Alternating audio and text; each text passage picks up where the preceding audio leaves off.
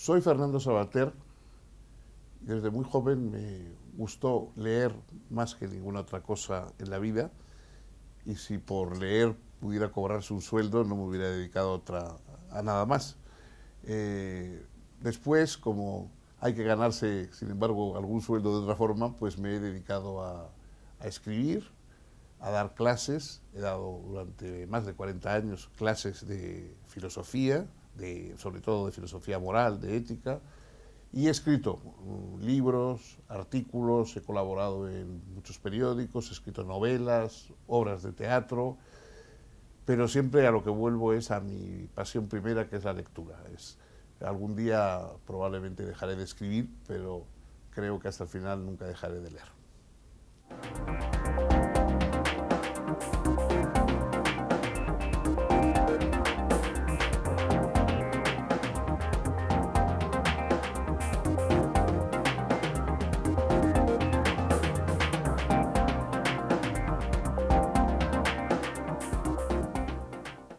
Fernando Savater, filósofo español, ensayista, periodista, novelista, ciudadano activo y comprometido.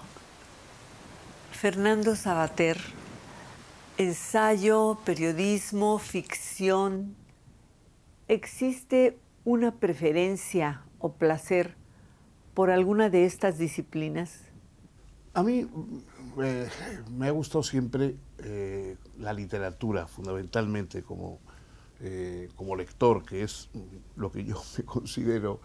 Me ha gustado la literatura, la ficción, y creo que he leído muchos libros de literatura a lo largo de mi vida. Después, por una serie de avatares académicos, acabé dando clases de filosofía, y también la filosofía me ha gustado, sobre todo la filosofía relacionada con los valores, con la ética, con la vida. Yo crecí en una dictadura. En aquel momento, pues los jóvenes universitarios éramos muy revoltosos y nos pasábamos más tiempo en manifestaciones que dentro de las aulas. Entonces eso me hizo reflexionar sobre la política, sobre los valores, sobre la convivencia, y también sobre eso me he dedicado a dar clases a lo largo de mi vida. Pero la literatura siempre yo creo que es un poco lo que está ahí al fondo, y desde que dejé las clases ahora quiero dedicarme a fondo a la literatura. De esos tres que menciono, ¿hay un placer mayor al escribir? Bueno, el placer mayor es el periodismo por la inmediatez. Es decir, todas las demás, cuando uno se ha acostumbrado al periódico, en el cual escribes un día, sobre todo ahora que ya tenemos los medios de internet, etcétera, escribes un día y prácticamente a las 24 horas está publicado eso que has escrito, o a las 48 horas está publicado. Esa inmediatez, esa recompensa inmediata de lo que has escrito, te proporciona un gran placer. Las novelas, los ensayos, a veces pues pasan años desde que empiezas a escribirlo hasta que empiezas a tener alguna repercusión de esos textos. Es verdad que también hay una compensación intelectual mientras los estás haciendo, pero yo creo que el masaje narcisista que te da el periodismo, que aparece inmediatamente el texto, eso no te lo da ninguna otra cosa. Savater, frente a la palabra, ¿quién domina a quién? No, evidentemente las palabras le constituyen a uno, ¿no? Yo, pues probablemente lo que se considera Savater como autor, etcétera, es ese conjunto de palabras que uno ha hecho, y bueno, más o menos uno desaparece, y esas palabras, pues lo que tengan que durar, quedan ahí formando el recuerdo, la memoria que haya de uno, ¿no? Las palabras son a la vez una tortura y un recreo, ¿no? Es un recreo porque hay un enorme placer en encontrar el término exacto. Yo recuerdo la primera vez que un adjetivo me produjo un placer casi físico. Entonces descubrí un poco lo que era la literatura. Siendo muy niño, a mí me gustaban mucho. Yo en el colegio tenía la pedantería de que recitaba poesías, y los profesores elogiaban mi forma de recitar poesías. Y entonces creo que de una manera inaguantable recitaba sin ton ni son poesías, y me gustaban mucho, claro, las poesías sonoras, musicales, modernistas, y me encantaba Rubén Darío, como es natural. Y entonces había una poesía que yo me sabía de memoria, que es esa, la famosa sonatina de Margarita está triste la madre, etcétera, etcétera. Y bueno, entonces uno de los versos del poema dice, y los cisnes unánimes en el lago de Azur. Bueno, entonces yo la verdad es que de pequeño no sabía muy bien eso de unánime y tal, no me sonaba. Entonces un día en mi ciudad natal, donde yo vivía de pequeño, San Sebastián, hay una placita muy pequeña en el centro de la ciudad y en esa placita hay un pequeño estanque y había, y todavía sigue habiendo, 2 o 3 cisnes, ¿no? Entonces estando yo con mi madre y tal, estábamos allí viéndolo y de pronto vi pasar a los 3 cisnes que había exactamente iguales, con la misma... Pues, y entonces de pronto dije, claro, esto quiere decir unánimes. Entonces el placer de que una cosa que tú estabas viendo y que te chocaba, te impactaba, estuviera tan perfectamente captada por una palabra, o sea, el hecho de que una palabra pudiera captar, digamos, la extrañeza o la belleza o lo que fuera de la vida, eso en aquel momento me hizo pensar, esto lo quiero hacerlo yo también. Yo quiero encontrar como Rubén Darío adjetivos para las cosas. ¿Te gusta adjetivizar? Sí, me gusta, bueno, soy discursivo, razonante, no me gusta la literatura muy verbosa, pero eso, el adjetivo exacto, ¿no?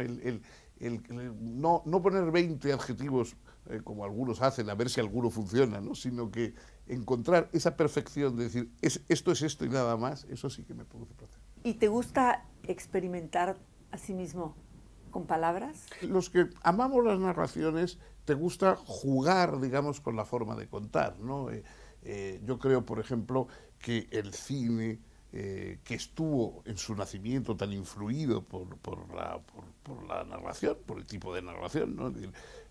Ha habido autores como Dickens, por ejemplo, pues que influyeron en los primeros, en Eisenstein, etcétera, y determinaron el camino que iba a seguir el cine. Pero luego el cine se ha vengado y nos ha enseñado a contar a todos, ¿no? Y entonces todos, cuando nos ponemos a hacer una novela, una narración, tenemos métodos cinematográficos de contar, de atrás adelante, en fin, bueno, todo ese tipo de cosas. Y eso sí, a veces, sin grandes experimentalismos, pero sí que me gusta. ¿El lenguaje te gusta? ¿Te interesa el lenguaje? Yo creo que el lenguaje es donde vivimos. O sea, me parece asombroso que haya personas que vivan envidiando que el otro tenga electrodomésticos en su casa que él no posee, el último iPad que él no ha podido comprarse, cosas por el estilo, y en cambio no le envidie el lenguaje, que es precisamente donde vivimos. Yo creo que vivimos en nuestro interior, y nuestro interior está amueblado de palabras. Entonces hay gente que vive en casas suntuosas, llenas de instrumentos, de muebles, etcétera, pero dentro de ellos hay un vacío y hay telarañas y polvo nada más, ¿no? En cambio, alguien que tiene bien amuebladas de palabras su interior vive en un palacio, ¿no?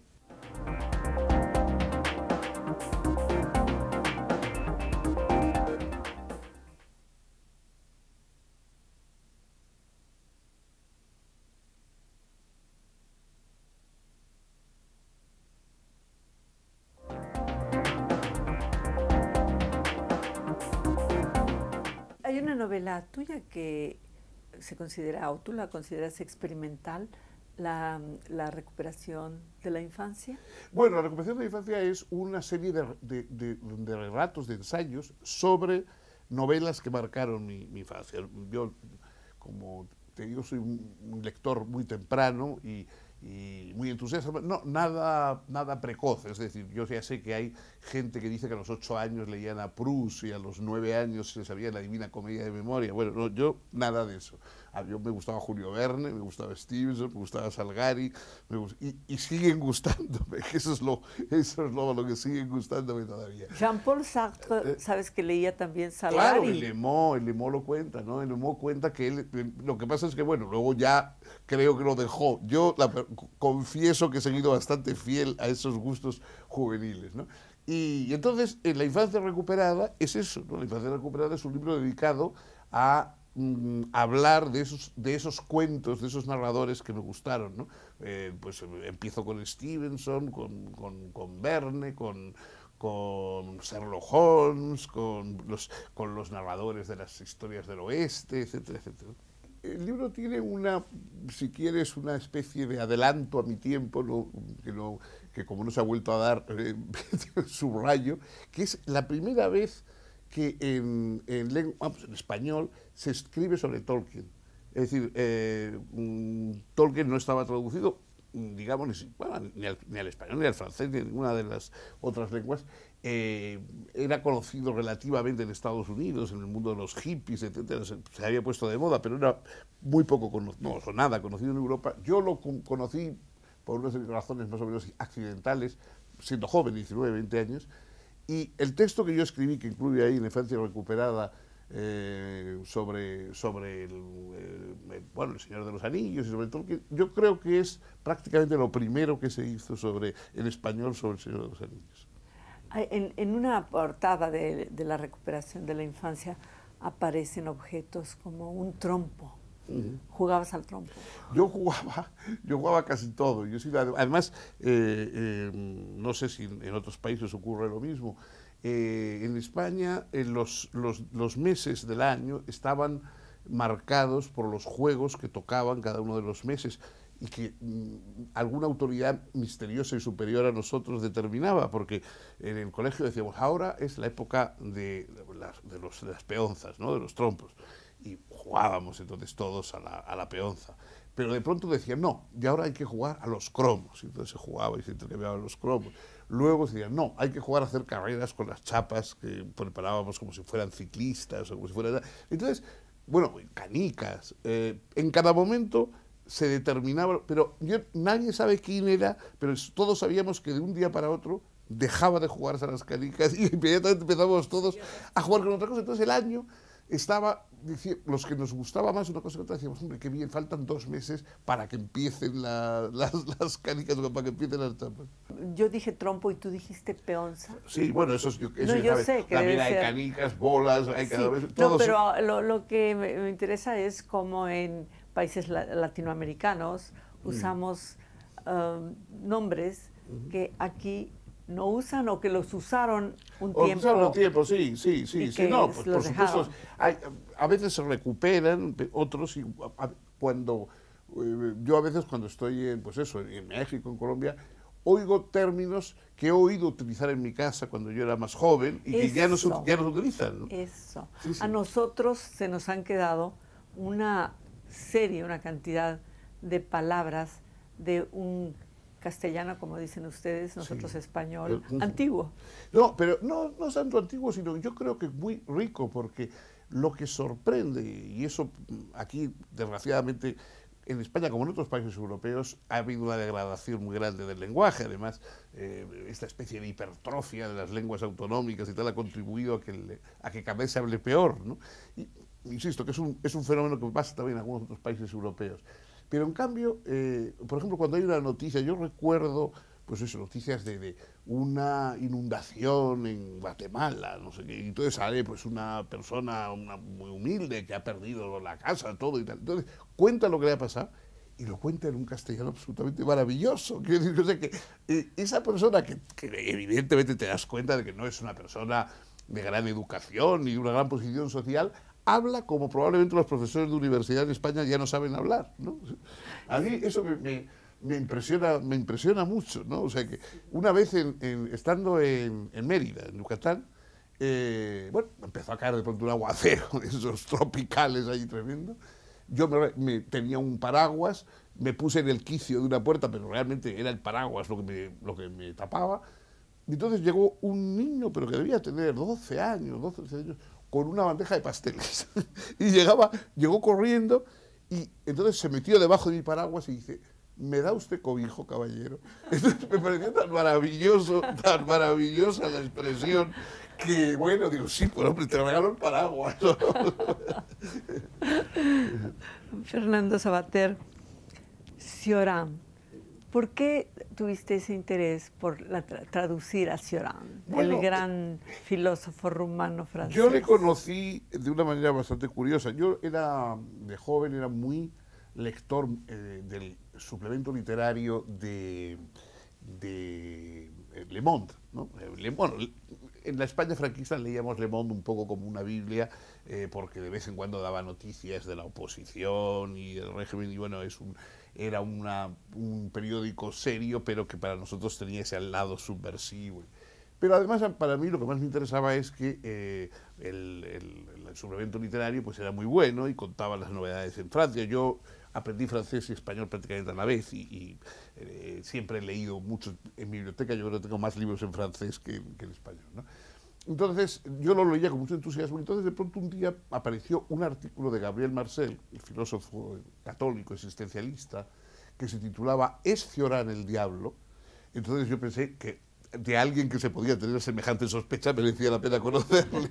E inmediatamente me puse a buscar cosas de Cioran, le leí, escribí a Gallimard en su nombre y él me contestó, y entonces ya mantuvimos una conversación que luego se convirtió en una amistad de más de 20 años.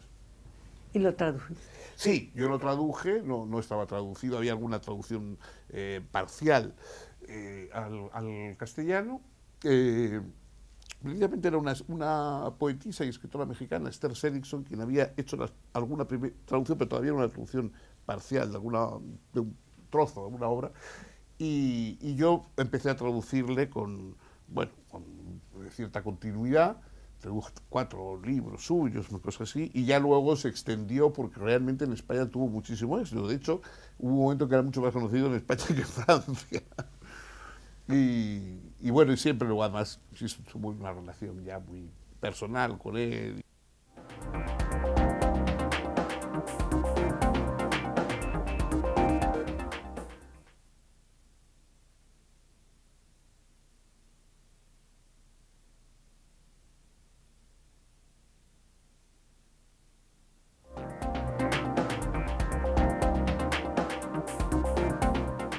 Bueno, otro francés al que no conociste, pero que conoces muy bien, Voltaire. Sí. Bueno, y la polémica de Sabater y de Voltaire, el periodismo.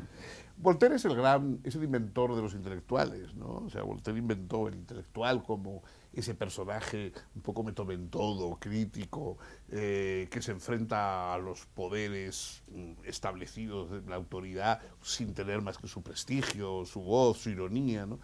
Esa capacidad, digamos, de escribir poniendo detalles sugestivos, agradables en el texto, para que el que no tiene obligación de leer te lea, ¿no? Porque claro, hasta Voltaire, digamos, los escritores escribían para un público cautivo, ¿no? Por ejemplo, para los profesores de universidad, para los alumnos. Bueno, los alumnos, digamos, no pueden defenderse, tienen que leerte y tienen que aprenderse tus libros porque si no, no pueden pasar curso, ¿no? Entonces, o los curas que hablaban para los feligreses, esos son públicos cautivos, no pueden elegir. Pero cuando de pronto en el siglo XVIII se empezó a escribir para gente que podía leerte o no leerte, entonces tenías que poner elementos de humor, sobre todo cuando empezó a escribirse para las señoras, ¿no? De hecho, la ligereza, la agudeza, etcétera, era porque en los salones, si tú querías explicarle la teoría de la gravedad a una dama, bueno, la dama no tenía ninguna obligación de oírte hablar de Newton, salvo que tú se lo contaras con humor, con detalles más o menos anecdóticos, etcétera, ¿no? Entonces Voltaire era un maestro en eso, ¿no? Voltaire era un maestro en hacer textos breves, sugestivos, picantes, en que incluso quien no estuviera muy interesado por la cuestión lo leía con gusto porque le hacía reír, etcétera, y así además iban pasando su mensaje. ¿La polémica es algo inherente en la persona o se aprende a ser polémico? Yo creo que los que escriben o escribimos en prensa, etcétera, lógicamente el mundo de los medios de comunicación es un ágora donde hay debates, donde hay enfrentamientos, ¿no? Tú saltas a la palestra y lógicamente, salvo que mantengas, digamos, opiniones totalmente planas, ¿no? Inmediatamente siempre esas opiniones dan lugar a cierta discusión. Puede ser una discusión de detalle o puede ser una discusión ya polémica, ideológica, porque implica cuestiones religiosas, políticas, etcétera. Pero yo me parece que el mundo de la prensa es a veces el mundo bueno, siempre es el mundo de la polémica y a veces incluso el mundo del exceso o del exceso de ruido polémico, ¿no? Hay países, y España es un buen ejemplo, en que los medios de comunicación son a veces un poco cacofónicos, no solamente ya polémicos, sino cacofónicos en sus debates, en sus enfrentamientos. Pero en fin, yo no puedo criticarlo a nadie porque he sido muy polémico toda la vida y haría mal en censurar a nadie lo que yo tanto he hecho, ¿no? Pero el arte de la polémica se aprende o lo llevas ya tú. Hombre, el arte de la polémica es la capacidad, digamos, de volver los argumentos del otro contra sí mismos, ¿no? Es que te darles la vuelta. ¿Y eso ¿no? cómo Eso, viene? hombre, ¿Se aprende? Uno puede aprenderlo, pero sobre todo hay gente que, digamos, que le sale espontáneamente. Es decir, hay gente que espontáneamente descubre siempre la grieta en la armadura del otro, donde uno introduce, pues no sé, hay algunos personajes célebres, como por ejemplo Churchill, que eran famosos por esa capacidad que tenían. Hay una réplica famosa de Churchill a De Gaulle, cuando De Gaulle, durante la Guerra Mundial, le reprochaba que a lo largo de la historia los ingleses siempre habían peleado por el dinero, mientras que los franceses habían peleado por el honor y por la gloria. Y entonces Churchill le contestó, bueno, ese cada cual lucha por lo que le falta. Entonces, bueno, esa capacidad, digamos, de dar la vuelta a un argumento y entonces convertir el argumento en que se vuelva contra el otro, eso es la gran habilidad del polemista, ¿no? ¿Y el debate? Yo creo que puede haber un debate honrado, es decir, un debate no basado en la falsificación de las opiniones del contrario. Siempre todos tenemos la tendencia a caricaturizar las opiniones del contrario para que nos sea más fácil rebatirlas. Yo creo que puede y debe haber un debate honrado en que uno expone argumentos, el otro los rebate sin necesidad de atacar a la persona, sin necesidad de descalificar a la persona, se procura centrar en el argumento. Es difícil porque, claro, es más divertido, el ataque con malicia personal siempre suele ser más divertido que el intercambio de razones sesudas, ¿no? Pero, en fin, educativamente, yo en el fondo también he sido educador mucho tiempo y no puedo dejar de mirar las colaboraciones de prensa como una labor educativa también, ¿no?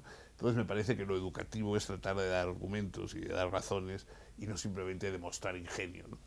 Bueno, vamos a esta modernidad del Twitter, Facebook, Internet. Yo Internet bueno, por supuesto, lo manejo como todo el mundo. Ya no creo que haya gente que pueda permitirse el lujo, ¿no? Salvo que tenga otros a su alrededor que manejen Internet para él, porque yo tengo amigos que dicen, no, yo no tengo ordenador, no tengo Internet, no tengo móvil, pero claro, tienen luego 3 personas a su alrededor que cumplen todas las funciones por ellos, ¿no? Claro. Bueno, yo creo que eso no nos podemos ya permitir el lujo de estar fuera y además es una cosa llena de posibilidades. Lo que pasa es que todo lo que tiene grandes posibilidades también tiene peligros, ¿no? Eso es evidente. La electricidad es maravillosa y gracias a ella pues podemos estar ahora aquí hablando, pero también la electricidad permite la silla eléctrica. O sea, ¿qué quiero decir? De modo que todo tiene cosas, todo puede tener usos peligrosos. Son objetos mágicos. Bueno, de hecho, yo creo que, por ejemplo, un smartphone, si hace 50 años lo hubiéramos introducido en una novela de ciencia ficción, todo el mundo hubiera creído que era una exageración, ¿no? Que un aparato poco más grande que una pastilla de chocolate, en él llevamos medio de comunicarnos con cualquier parte del mundo, fotografías, cámaras, mapas que nos guían por todas. Bueno, lo que tiene un smartphone es que si lo ponemos en una novela hace 50 años, en El Señor de los Anillos, que alguien hubiera ahí, Frodo o Bilbo hubieran tenido ese aparato para moverse por el mundo, todo el mundo lo hubiera considerado una fantasía. Sin embargo, hoy lo llevamos todos en el bolsillo y no hay... Oye, pero ahora, fíjate, lo usas tú, lo uso yo y lo usan niños. Los niños mejor que nosotros. Mejor que nosotros, claro, porque ellos han nacido con eso, ¿no? ¿Cómo van a ser esa generación? ¿Te la puedes imaginar? Bueno, hombre, yo creo que lo importante es que se aprenda a discernir, porque claro, eso es un mundo donde, digamos, está casi en un mismo plano lo valioso, lo irrelevante, lo verdadero, lo falso, las opiniones del Premio Nobel de Física y del último ignorante aparecen con un grado de como si fueran lo mismo, ¿no? Entonces, antes la educación era informar a los niños de cosas que desconocían, de cosas de la vida, de cosas del mundo, etcétera. Pero hoy esas informaciones le caen encima a través de Internet. Entonces hay que enseñarle a discernir entre las informaciones. Ya el educador no está para informar, sino para enseñar cómo navegar entre el exceso de informaciones contradictorias que le llegan, ¿no? Fernando Savater, muchas gracias. Encantado. Con Fernando Savater, filósofo, ensayista, periodista, novelista, en Madrid, Silvia Lemus.